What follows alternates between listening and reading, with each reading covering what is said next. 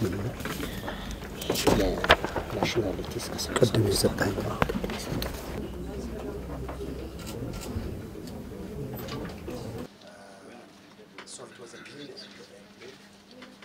from Boeing, US manufacturer. Yeah. Aviation experts who claim that the aircraft has, MAX aircraft has.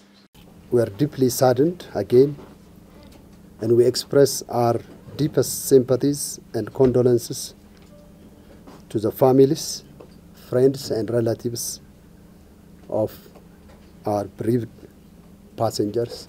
It is a brand new airplane with no technical remarks, flown by senior pilots, and there is no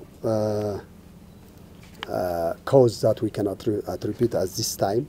But as you know, it is international practice that international investigators, Ethiopian civil aviation investigators, and also from the aircraft manufacturer from the US, the NTCB will be participating in the investigation.